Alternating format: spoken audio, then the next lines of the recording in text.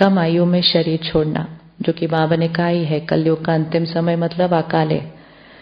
लेकिन वो अकाले मृत्यु के कारण भी बहुत अलग अलग हो रहे हैं अभी।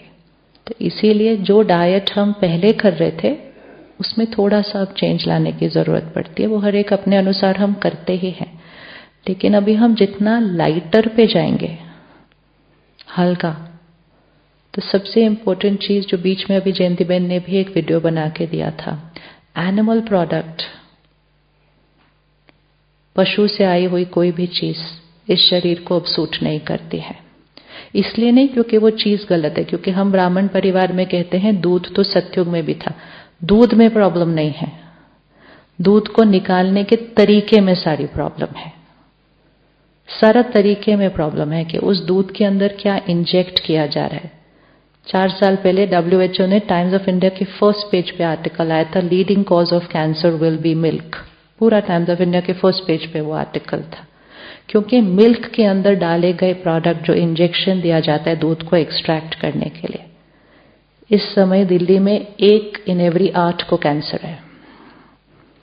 वो फिगर है शहर का। 1 in 5 डिप्रेशन है, 1 in 8 कैंसर है, on an average her family में 1। जबकि लोग इतने अवेयर हो गए अपने हेल्थ के बारे में और इतना कुछ करते रहते हैं। तो सिर्फ इसको एक्सपेरिमेंट करके देखना चाहिए। 2 महीना करके देखें, आपको बहुत लाइट फील होने वाला है, बहुत लाइट फील होगा। और लाइट सिर्फ शरीर में नहीं फील होता, जो चीज शरीर में लाइट फील होती है वो स्थिति को अच्छा और बेटर बना देती है। साइंस ने अभी ये प्रूफ किया है, यहां और यहां एक लाइन से कनेक्टेड है, माइंड और गट कहते हैं उसको। अगर गट हैवी है, माइंड लाइट नहीं हो सकता है। इसीलिए क्यों, जैसे नवरात्रों में हल्का खाना क्यों खाते हैं, उनको माइंड को लाइट रखना है, तो वो यहां को लाइट रखते हैं। तो इसीलिए एनिमल प्रोडक्ट इसको हैवी कर रहा है, वो डाइजेस्ट नहीं हो रहा है, अब डाइजेस्ट नहीं हो रहा है, उसकी वजह से बीमारियां हो रही हैं। तो अगर एक्सपेरिमेंट सिर्फ करके देखना होता है, छोड़ना नहीं होता है, सिर्फ एक्सपेरिमेंट करके देखना है। 2 महीने मुझे लाइटर फील हो रहा है, मेरा योग बेटर लग रहा है, मेरी नींद कम जरूरत लग रही है, क्योंकि ये हैवी होता है तो नींद भी ज्यादा आती है, बैठे बैठे भी नींद आती है, आलस्य फीलिंग होता है। ये लाइटर होता है, आप लाइटर फील करेंगे, आपका योग 100% चेंज होगा हर बार जब आप डाइट में कुछ चेंज लेकर आएंगे। डिप्रेशन, एंजाइटी गट से कनेक्टेड है। अगर गट जो लोग अपना ठीक कर रहे हैं, उनका डिप्रेशन एंजाइटी ठीक होने लग रहा है, तो हमें डिप्रेशन एंजाइटी नहीं है, लेकिन हमारी स्थिति तो पहले से और बेटर हो जाएगी ना अगर हमने गट को चेंज किया। तो हर एक अपनी अपनी रीति से छोटा छोटा चेंजेस करके देखिए। जो डाइट पहले ले रहे थे वो आने वाले समय में नहीं चलेगी ठीक। चीनी, कैंसर का सेल चीनी पर चलता है, वो चीनी खा खा के जीता है अंदर, उसी से वो मल्टीप्लाई होता है और वो ग्रो करता है। जो रिहैब सेंटर्स विदेश में होते हैं कैंसर में, उधर दूध अलाउड नहीं होता है, एनिमल प्रोडक्ट कोई अलाउड नहीं होता है। तो ये एस्टैब्लिश्ड साइंटिफिक चीजें हैं, और हम एक बार छोड़ते हैं उसके बाद तो हम बिल्कुल नहीं ले सकते, क्योंकि तुरंत लेते ही पता चलता है कि हमने कुछ डिफरेंट लिया जिसने बॉडी को और ज्यादा हैवी कर दिया है।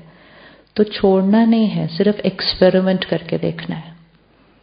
अगर लगे रिजल्ट मिलती है तो और 2 महीने करके देख लीजिए, और अगर नहीं लगे तो वापस। बहुत बड़ी भ्रांति है कि उससे शक्ति मिलती है, और सबसे बड़ी भ्रांति है कि उससे कैल्शियम बढ़ता है। उस पर तो पूरी साइंटिफिक एविडेंस है कि वो एक्चुअली हड्डियों में से कैल्शियम को निकाल रहा है, तो वो कैल्शियम नहीं बना रहा है। अगर ऐसा होता तो सब जो दूध पीने वाले हैं उनको ऑस्टियोपोरोसिस नहीं होगा, उनको फ्रैक्चर नहीं होगा, ऐसा कुछ भी नहीं हो रहा है। वो एक्चुअली हड्डी में से कैल्शियम को निकालता है, और कैल्शियम के बहुत सारे और सोर्सेज होते हैं। सबसे आसान सोर्स जो भंडारे में पड़ा हुआ है वो है तिल। तिल से अच्छा कोई प्रोडक्ट नहीं है कैल्शियम के लिए। 1 लड्डू खा लो तिल का, 1 चम्मच तिल खा लो, 1 चम्मच तिल को पीस के पी लो, तिल का दूध बना लो, आपका ग्लास भर के दूध से ज्यादा कैल्शियम है उसके अंदर। तो सब सब्स्टिट्यूट है, लेकिन वो हमारी डीप बचपन की है ना कि नहीं इसी में ताकत है। ताकत होती तो वो लाइटर फील होगा, ताकत नहीं है, वो सिर्फ स्टोर हो रहा है अंदर, इसलिए वो हैवी फील होता है।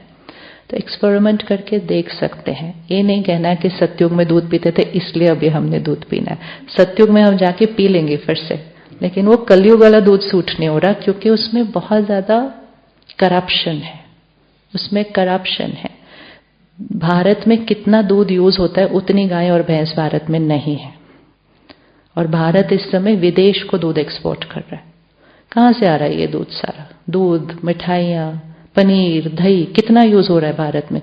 उतने तो है ही नहीं।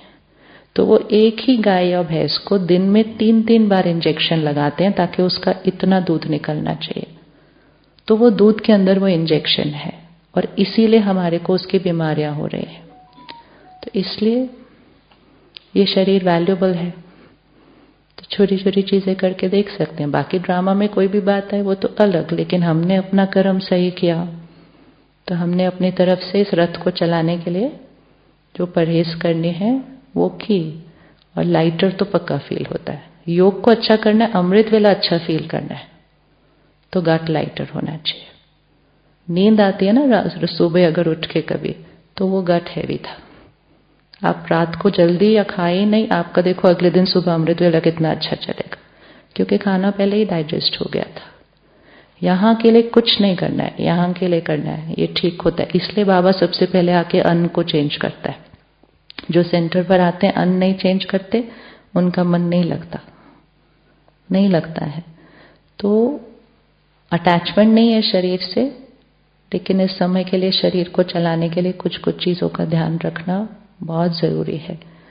चीनी, दूध, मैदा तो अलग, बिस्किट, समोसा, ये जो भी चीजें जो मैदे से बनी है, आटा नहीं भी छोड़ना तो मैदा तो नहीं लेना चाहिए।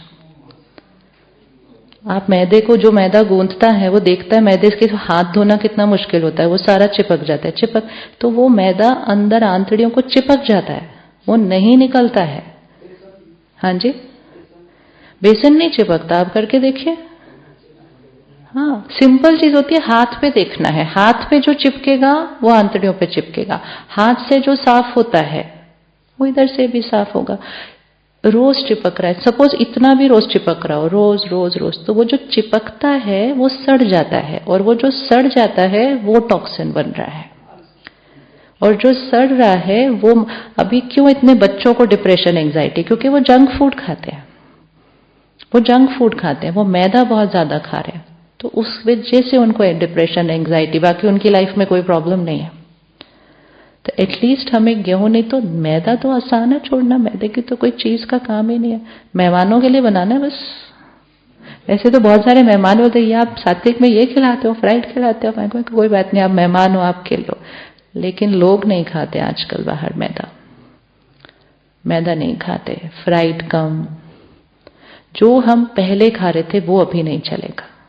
एक तो एज ऑफ द शरीर की आयु, लेकिन दूसरी चीज है उसके अंदर की जो अब चीजें हैं वो अलग है। तो एक्सपेरिमेंट करके देखें कि बिस्किट, ब्रेड, प्योर मैदे की ब्रेड,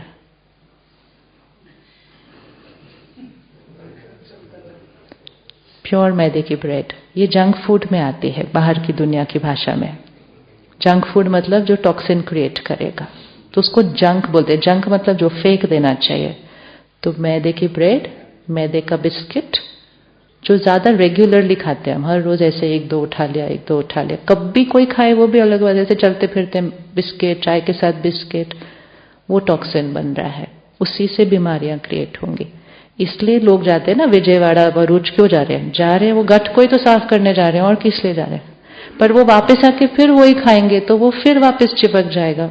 और अगर यहां ही कर लो तो वहां जाने की जरूरत ही नहीं पड़ेगी, वहां जाने की जरूरत नहीं पड़ेगी, क्योंकि 15 दिन में कुछ भी कर लो, रिजल्ट वो वैसे ही है ना। जैसे ये लोग यहाँ 10 दिन के लिए आ रहे हैं, यहाँ तो अच्छा ही लगेगा आने के बाद, वापस जाने के बाद क्या किया उसका? तो वहां नहीं भी जाएं तो हम यहाँ रहते हुए भी कर लें तो हमारा गट बिल्कुल साफ होगा। ये हमारी स्थिति के लिए इंपॉर्टेंट है, शरीर से ज्यादा ये हमारी स्थिति के लिए इंपॉर्टेंट है कि हमारा गट बिल्कुल परफेक्ट रहना चाहिए। एक दिन हम पॉडकास्ट कर रहे थे, गैस्ट्रोएंटरोलॉजिस्ट हैदराबाद का, अमेरिका से आया। वो कहता है आपको क्या लगता है माइंड का गट पे असर होता है ना? मैं कहा माइंड स्ट्रेस्ड होगा तो ये खराब होगा। कहता है नहीं, माइंड का इस पे असर नहीं होता, इसका असर माइंड पे होता है। वो उसका डॉक्टर है, पेट का डॉक्टर है, गैस्ट्रो। वो कहता है इसको ठीक कर लो, आपको यहाँ मेडिटेशन नहीं करनी पड़ेगी। मुझे बोलता है आप इसको ठीक करो। अच्छा, इतना क्लियर साइंटिफिकली। तो हमें तो कितना ही ध्यान रखना चाहिए, क्योंकि हमारा योग उससे अफेक्ट हो रहा है। तो सोचो अगर बिस्किट छोड़ने से योग अच्छा लगे तो वर्थ है ना फिर बिस्किट छोड़ना। क्या है बिस्किट के अंदर, क्या है वो ब्रेड के अंदर? कुछ भी नहीं है। कभी कभी हमें कितना स्ट्रगल करना पड़ता है कि इतना करने के बाद भी योग अच्छा नहीं लग रहा, नींद ठीक से, जागरूकता नहीं है अमृत वेले में, तो छोड़ के देखेंगे, छोड़ेंगे तो देखेंगे कैसा लगता है। और जितना हम एक जना भी करके देखता है तो हम कितनों के साथ शेयर करते हैं, फिर वो करते हैं, ये भी पुण्य है, ये भी पुण्य है। अभी आज एक कागज आया था स्टैटिस्टिक्स का कि जो मेहमान आए हैं इसमें बीके भी हैं और नए वाले भी हैं। तो इसमें जो बीके आए हैं वो 40% वीगन है और जो मेहमान आए हैं उसमें 20% वीगन है। ये बढ़ेगा फिगर आने वाले समय में, ये बढ़ेगा ही। इसलिए हमें भी करके देख लेना चाहिए एक्सपेरिमेंट। वीगन मतलब दूध नहीं ले रहे, दूध का कोई भी प्रोडक्ट नहीं ले रहे। ये बढ़ेगा और विदेश में ज्यादा अवेयरनेस है इसकी कि इससे कौन सी बीमारियां हो रही हैं। तो एक बार एक्सपेरिमेंट करके देखेगा, एक बार, क्योंकि अभी तक जितनों ने किया सबको फायदा हुआ। तो एक बार एक्सपेरिमेंट करके देखिए, शरीर को छोड़ दो, स्थिति को देखना सिर्फ कि स्थिति बेटर फील हो रही है। लेकिन रूल एक है कि वो 2 महीने में एक बार भी टूटना नहीं चाहिए, तब एट स्ट्रेच में रिजल्ट मिलेगा। ओके जी, थैंक यू सो मच, शुक्रिया। ओम शांति।